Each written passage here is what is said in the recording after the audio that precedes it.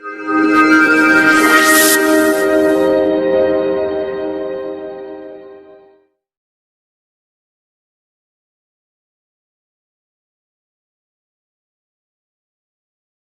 Afternoon students. आज के हमारे लेसन नंबर 11 कक्षा 12 किरण प्रकाशिकी में अभी तक हमने सूक्ष्मदर्शी प्रकाशीय उपकरण का जो टॉपिक चल रहा था, जिसमें हमने सूक्ष्मदर्शी के बारे में पढ़ लिया था, जिसमें हमने सूक्ष्मदर्शी की बनावट, क्रियाविधि, किरण चित्र, आवर्धन क्षमता और दो विशेष केस, जिसमें अंतिम प्रतिबिंब आपको स्पष्ट दृष्टि की न्यूनतम दूरी अर्थात डी, कैपिटल डी, जिसकी वैल्यू आती है 25 सेंटीमीटर पर प्राप्त होता है का बनना हमने समझा था और आवर्धन क्षमता ज्ञात की थी। उसी प्रकार से हमने जब अंतिम प्रतिबिंब अनंत पर बनता है तो हमने सूक्ष्मदर्शी की आवर्धन क्षमता को प्राप्त किया। आज हमारा जो प्रकाशीय उपकरण है उससे संबंधित अगला पॉइंट अपने पास है संयुक्त सूक्ष्मदर्शी। देखिए, संयुक्त आवर्धन क्षमता जिसको हमने पढ़ा था आवर्धक दर्शी अर्थात सूक्ष्मदर्शी, हमने कहा था वहां पर कि हमारे द्वारा वहां एक ही लेंस, वो उत्तल लेंस होता है, का उपयोग किया जाता है। यदि हम उस सूक्ष्मदर्शी की आवर्धन क्षमता को और अधिक बढ़ाना चाहते हैं तो ऐसी परिस्थिति में हमारे द्वारा संयुक्त सूक्ष्मदर्शी का उपयोग किया जाता है। संयुक्त सूक्ष्मदर्शी रीजन क्या है इसका?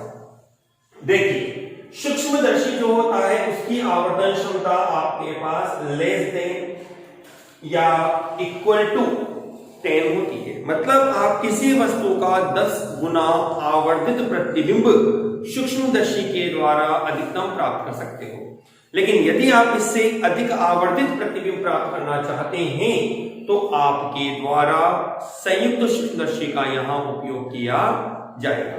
ठीक है स्टूडेंट्स, वीडियो को आगे बढ़ाने से पहले आप कंटिन्यू इस वीडियो को अवश्य देखते रहिए। बीच बीच में आप लोग रिमूव हो जाते हैं, फिर ज्वाइन होते हैं, उसमें प्रॉब्लम आपको ही स्टूडेंट शो होती है, क्योंकि वो टॉपिक एक कंटिन्यू आपके माइंड में सेट नहीं हो पाता है, आप उसको पूरी तरह से गेन नहीं कर पाते। ठीक है स्टूडेंट्स, चलिए हम आगे बढ़ते हैं। हम पढ़ते हैं संयुक्त सूक्ष्मदर्शी।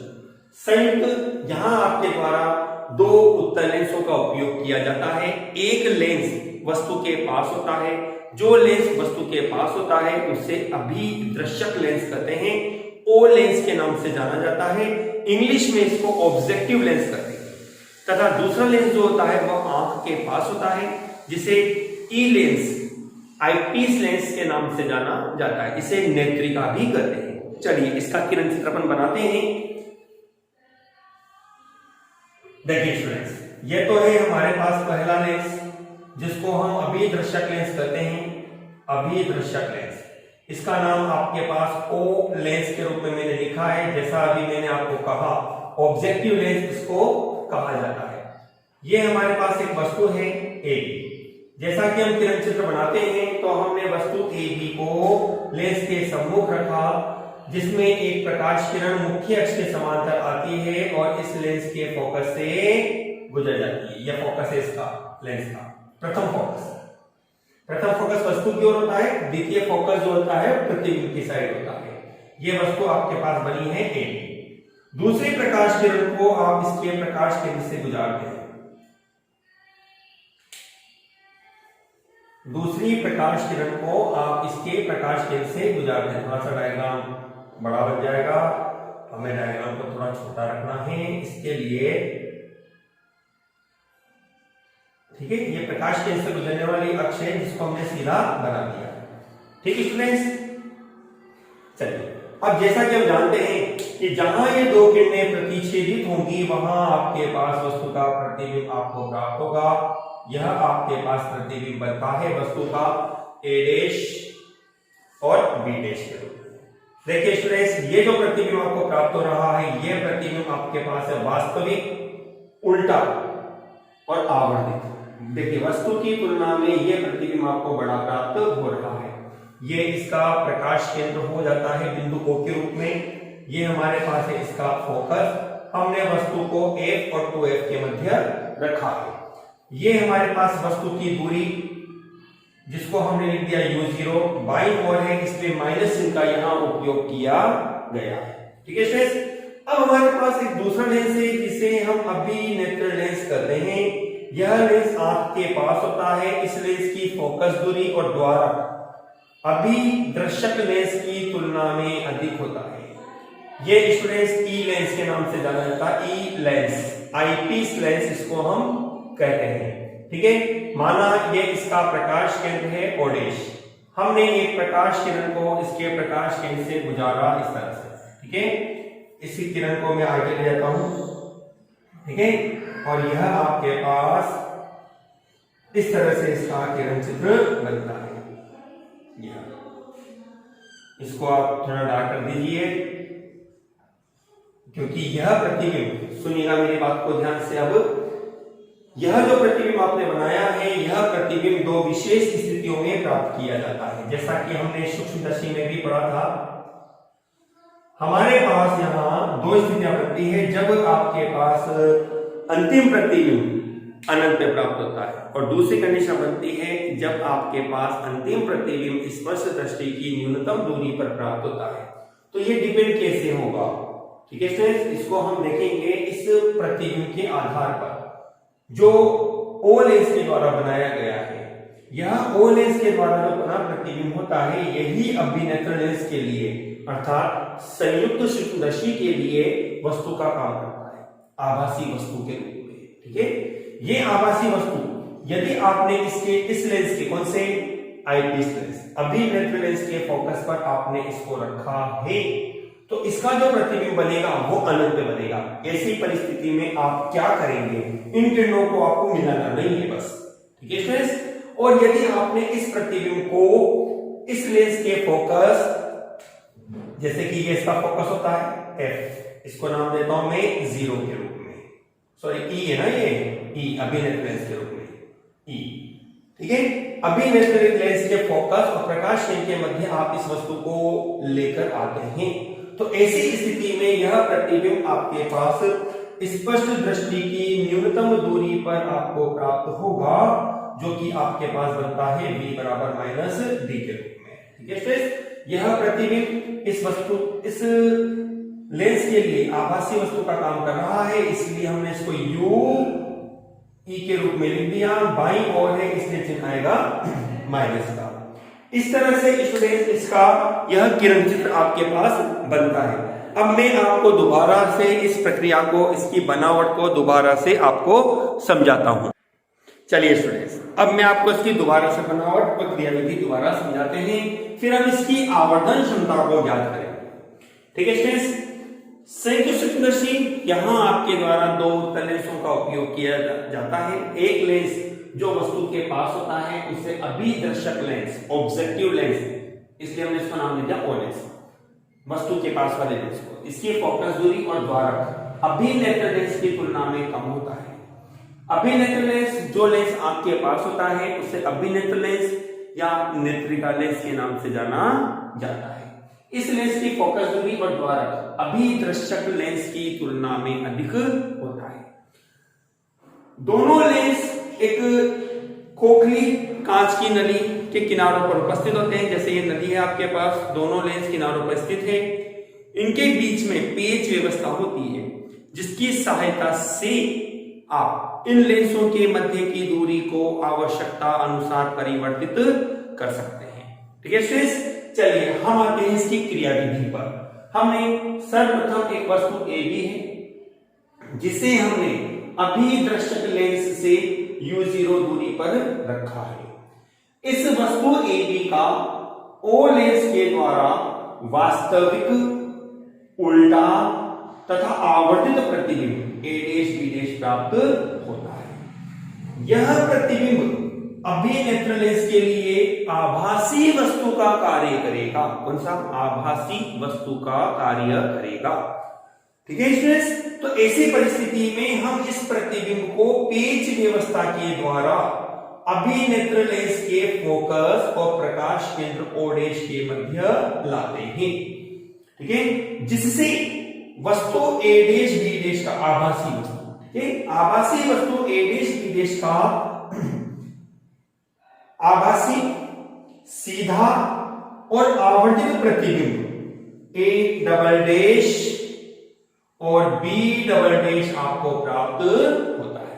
देखिए वस्तु AB की तुलना में यह प्रतिबिंब अत्यंत बड़ा, मतलब आवर्धित, ठीक है, उल्टा प्रतिबिंब आपको प्राप्त हो रहा है।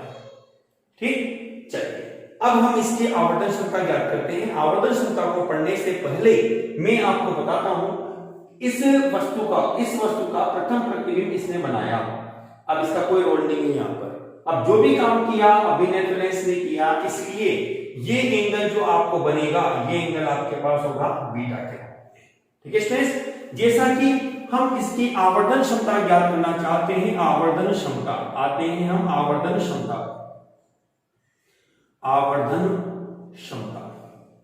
जिसको हम लिखते हैं m से। ठीक है स्टूडेंट्स, चलिए हम आवर्धन क्षमता इसकी ज्ञात करना चाहते हैं। हम जानते हैं आवर्धन क्षमता m बराबर होती है tan beta upon tan alpha.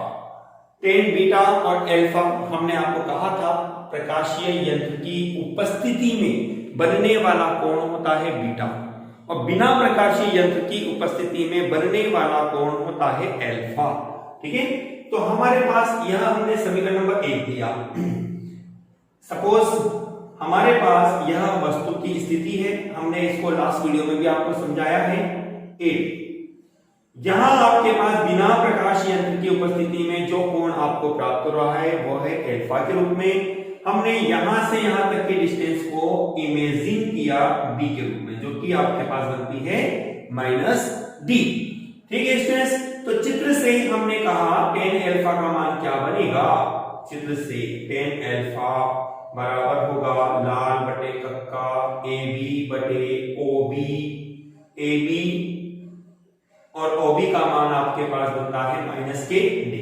अब आते हैं अपन इस वाले त्रिभुज में। हमने कहा चित्र में त्रिभुज नाम बनता है B dash O dash A dash. B dash O dash A dash में आपको बनेगा tan बीटा बराबर होगा ये वैल्यू आपको यहां पर सॉल्व करनी है। चलिए tan बीटा अपने पास बनता है डायग्राम में A डैश B डैश बटे O डैश B डैश।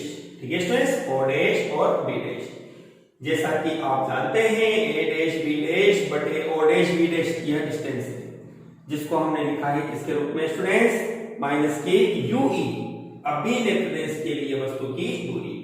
इसको हम लेते हैं, दोनों इक्वेशन को हमने अल्फा बीटा का मान रखा समीकरण 1 से।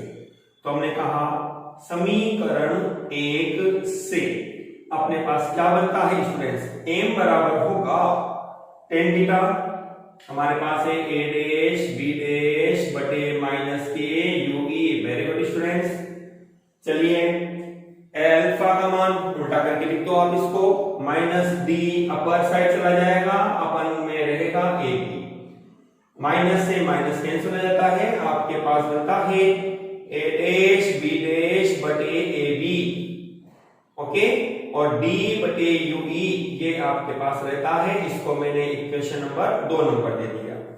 चलिए स्टूडेंट्स, अब आपको ध्यान देना है यहां पर कि हमें इस इक्वेशन में A डैश B डैश और AB का मान निकालना है।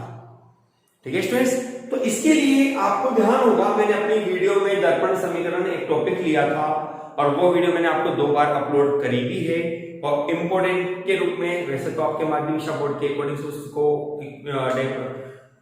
इक्वेशन को आपके सिलेबस में से हटा दिया गया है।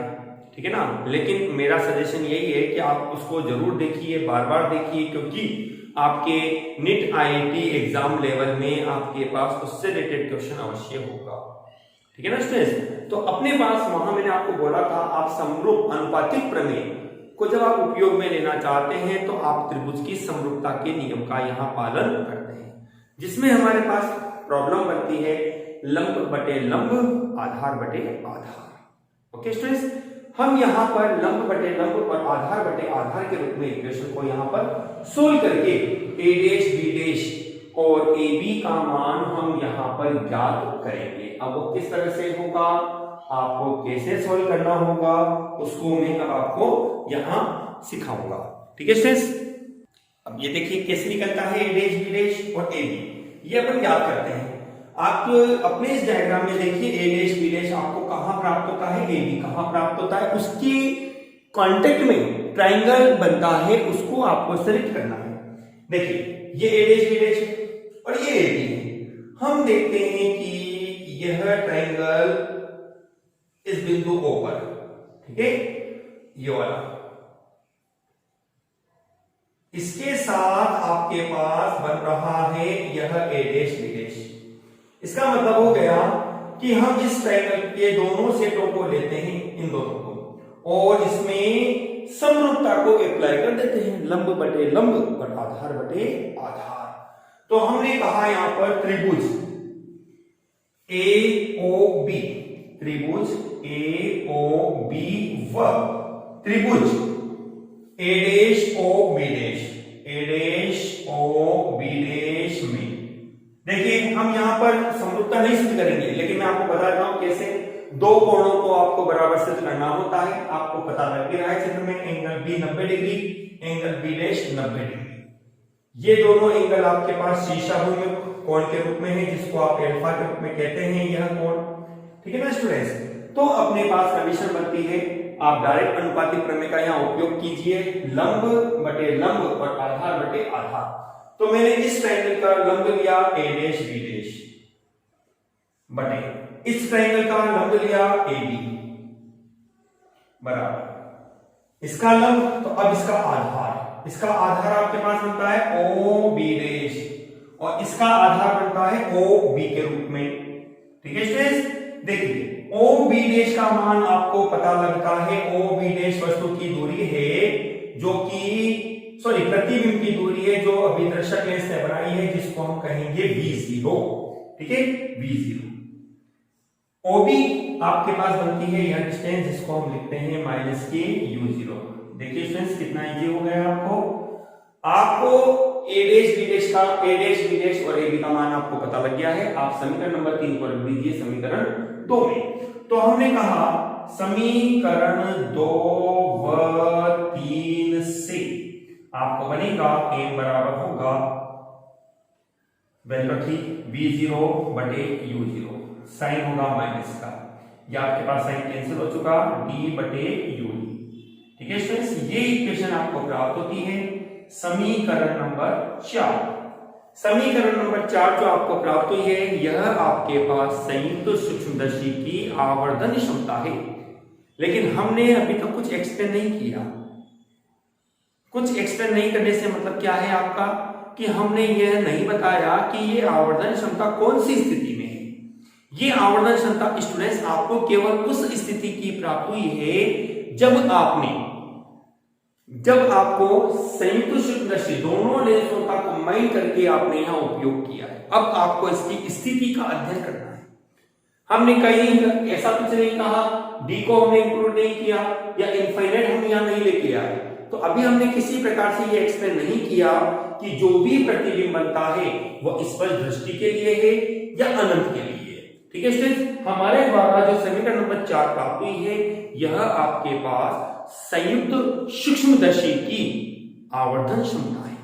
अब हम इससे संबंधित दो केस पढ़ेंगे, जिसमें फर्स्ट केस होगा जब अंतिम प्रतिबिंब स्पष्ट दृष्टि की न्यूनतम दूरी पर प्राप्त होता है, और दूसरा केस होगा जब अंतिम प्रतिबिंब आपको अनंत पर प्राप्त होता है। और अंतिम प्रतिबिंब कौन बनाएगा? अंतिम प्रतिबिंब बनाएगा अभिनेत्र लेंस। कब बनेगा? यदि यह प्रतिबिंब जो A dash B dash O lens के द्वारा बना है, यदि इस प्रतिबिंब को आप इस लेंस के फोकस पर रखते हो तो अंतिम प्रतिबिंब अनंत पर बनेगा। ठीक है, और यदि आपने इस ए डैश बी डैश को अभिनेत्र लेंस के फोकस और प्रकाश केंद्र के मध्य बनाया तो यह प्रतिबिंब आपको स्पष्ट दृष्टि की न्यूनतम दूरी पर प्राप्त होता है, जिसके आधार पर हम इसकी आवर्धन क्षमता को ज्ञात करेंगे। इस तरह से अब हमारा केस नंबर 1 चलेगा। केस नंबर 1 क्या है? जब अंतिम प्रतिबिंब स्पष्ट दृष्टि की न्यूनतम दूरी पर प्राप्त होता है। ठीक है स्टूडेंट्स, चलिए हम आगे बढ़ते हैं। फ्रेंड्स अब हम लेते हैं केस नंबर 1। जैसा कि अब हम बार बार आपको रिपीट कर रहे हैं, केस नंबर 1 ध्यान रखिएगा, इस समीकरण का यहां हमारे द्वारा उपयोग किया जाएगा। इसको मैं इरेज कर देता हूं क्योंकि यह समीकरण हमारे काम की है अभी। तो हम इस इक्वेशन को यहीं पर इसी प्रकार से लिखे रहने देंगे। किरण चित्र अपने पास रहेगा। इसका अपना केस फर्स्ट है, यह केस फर्स्ट। जब अंतिम प्रतिबिंब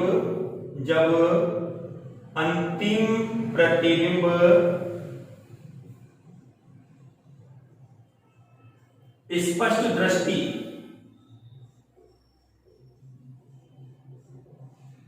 की न्यूनतम दूरी पर प्राप्त होता है,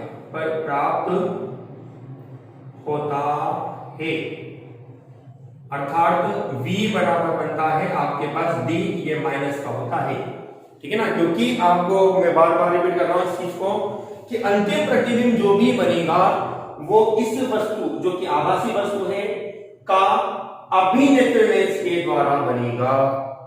ठीक है ना स्टूडेंट्स, तो वो स्पष्ट दृष्टि की न्यूनतम दूरी पर बनेगा v बराबर माइनस d। अंतिम प्रतिबिंब को बनाने वाला कौन है? अभिनेत्र लेंस। ठीक है, तो ऐसी स्थिति में यहां आपके पास बनेगा u, आपके पास होगा जो कि ue का काम करेगा, v आपके पास होगा जो कि d का काम करेगा, f आपके पास जो होगा वह fe का काम करेगा। तो ऐसी स्थिति में स्टूडेंट्स अपने पास यहां इक्वेशन होती है कौन सी? लेंस समीकरण। हम जानते हैं चूंकि 1/f बराबर होता है 1/b माइनस k1/u। दर्पण और लेंस दोनों में अंतर केवल इतना होता है कि वहां प्लस आता है दर्पण में और यहां माइनस था। अब चूंकि अपने पास जो भी रोल बनता है वो अभिनेत्र के लिए बनता है, तो हमने इसको e के रूप में बदल दिया। चेंज करेंगे इस कंडीशन के आधार पर। ue वस्तु की दूरी, वस्तु आपके पास है, यह हमने माइनस के रूप में, d माइनस के रूप में, इसलिए आपके पास यहां जो भी वैल्यू बनेगी वो आपको प्राप्त होगी, जो भी आपके पास बनती है। अब इस वैल्यू को आप इसमें रखिए तो हमारे पास बनेगा 1/fe बराबर b की जगह हमने रखा माइनस k1/d प्लस k1/ue। हमने d का दोनों पक्षों में गुणा कर दिया, दोनों पक्षों में d से गुणा करने पर। स्टूडेंट्स b से गुणा करने का रीजन क्या है इसका? ताकि आपके पास इस फॉर्मूले में d/u बने और आप इस वैल्यू को यहां से रिप्लेस करके इस फॉर्मूले में समीकरण नंबर 4 में रख सकें। तो आपके पास बनेगा d/fe बराबर, यहां d होगा कैंसिल हो जाएगा, माइनस k1 प्लस d/ue। ठीक है, आपको बनेगा यहां पर d/ue का मान निकालो, d/ue बराबर होगा 1 प्लस d/fe। इस तरह से आपके पास यह मान आता है d/ue का जो मान आपको मिला वो आपके पास मान बना 1 प्लस d/fe। समीकरण 4 से आपके पास बनेगा m बराबर माइनस kb0/u0 1 प्लस d/fe। इस तरह से ये स्थिति आपके पास बनती है जब अंतिम प्रतिबिंब स्पष्ट दृष्टि की न्यूनतम दूरी पर आपको प्राप्त होता है। ठीक है स्टूडेंट्स, ये अपने पास केस नंबर 1 है जिसको हमने लिखा है स्पष्ट दृष्टि की न्यूनतम दूरी के रूप में, जो हमारे पास संयुक्त सूक्ष्मदर्शी का केस नंबर 1 बनता है। ठीक है, चलिए अब आते हैं हम केस नंबर 2 पर। केस नंबर 2 अपने पास क्या कहता है? केस नंबर 2 में हम इस इक्वेशन को चेंज करेंगे। मैं आपको केस लिख देता हूं जो भी अपने सोल्व किया है एक साइड, ताकि अपन दोनों में तुलना भी कर सके। m बराबर माइनस kb0/u0 1 प्लस d/ue। ये आंसर आपका d/fe आपको बना था। ठीक है ना, ये इक्वेशन आपको प्राप्त हुई थी जिसको हमने यहां पर सोल्व किया था। ठीक है, चलिए अब हमारे पास जो अगला केस नंबर 2 अपने पास बनता है, केस नंबर 2 अपने पास है जब अंतिम प्रतिबिंब अनंत पर प्राप्त होता है। अंतिम प्रतिबिंब अनंत पर प्राप्त होता है। अब आपको जब अंतिम प्रतिबिंब अनंत पर बनाना है तो ऐसी स्थिति में आप क्या करेंगे? इस स्थिति में आपके पास v आपके पास होगा इनफाइनाइट और u आपके पास होगा फोकस बिंदु जो कि होगा अभिनेत्र लेंस का फोकस बिंदु, और f अपने पास रहेगा ऐसे ही।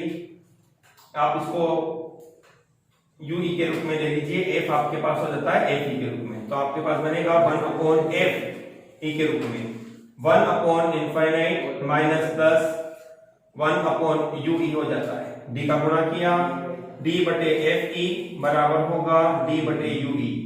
ठीक है, हमने समीकरण 4 को यहाँ इंक्लूड किया। समीकरण 4 से आपके पास ये फॉर्मूला बनेगा m बराबर माइनस v0 बटे u0 d/ue की जगह d/fe आपको बनेगा। यह आपके पास आता है आवर्तन क्षमता जब अंतिम प्रतिबिंब आपको अनंत पर प्राप्त होता है। इस तरह से अपने पास दो सूत्र प्राप्त हुए दो केस के रूप में। केस नंबर 1 अपने पास था यह वाला, जिसमें अपने को देखो इस पढ़ने में और इस पढ़ने में केवल अंतर एक आपके पास बनता है 1 का। यहाँ 1 आपको बनता है, यहाँ 1 आपको नहीं प्राप्त होता। मतलब कि ऐसी स्थिति में जो आवर्तन क्षमता है वह इस स्थिति की आवर्तन क्षमता की तुलना में एक अधिक होती है। इस तरह से आपके पास यह संयुक्त सूक्ष्मदर्शी की बनावट, क्रियाविधि, किरण चित्र और इसकी आवर्तन क्षमता का टॉपिक आपका कंप्लीट होता है। माध्यमिक शिक्षा बोर्ड परीक्षा 2021 की दृष्टि से ये टॉपिक एक इंपॉर्टेंट टॉपिक आपके पास रहता है, इसलिए इसको कंप्लीट आप तैयार करें। ठीक है स्टूडेंट्स, दोबारा इसका आप टोटल इसका स्क्रीनशॉट ले लीजिए और अपनी नोटबुक में आप इसको नोट करिए। स्टूडेंट्स, अब हम लेते हैं हमारे इस क्विज के लिए जो इस टॉपिक से रिलेटेड क्वेश्चन बनते हैं उसके बारे में। क्वेश्चन नंबर 1 के रूप में, ऑब्जेक्टिव क्वेश्चन के रूप में आपके पास बनता है संयुक्त सूक्ष्मदर्शी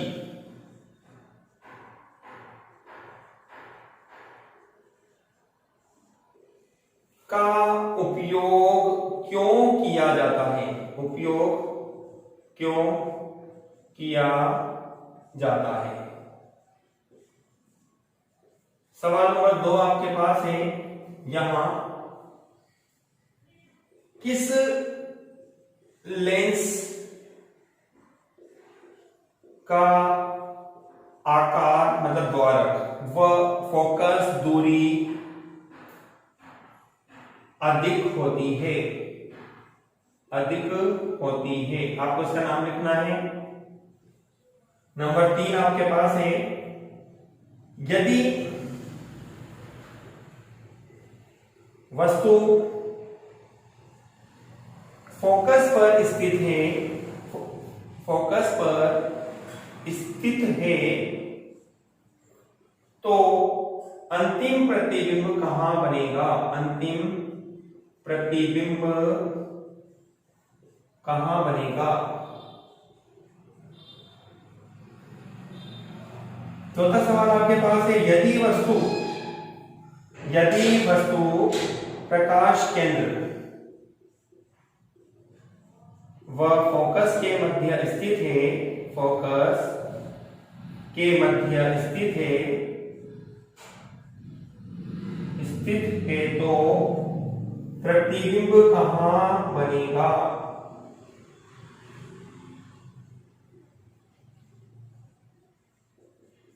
और इस तरह से अपने आज के इस क्विज के मैंने आपको 4 सवाल दिए हैं। इन चारों सवालों के आप जल्दी से जवाब अपने कमेंट बॉक्स में डालिए, और यदि आपको किसी टॉपिक में किसी पॉइंट में आपको डाउट है तो आप उसको कमेंट बॉक्स में लिखिए, मैं उसकी वीडियो आपके सामने प्रेजेंट करूंगा। ठीक है, और कोई क्वेश्चन यदि आपको डाउट लगता है तो आप उस क्वेश्चन को मेरे कमेंट बॉक्स में आप सेंड कर सकते हैं, जिसका सॉल्यूशन भी मैं अपनी वीडियो में आपको दूंगा। लेकिन साथ में अपना नाम अवश्य आप लिखिए स्टूडेंट्स। ठीक है स्टूडेंट्स, थैंक यू।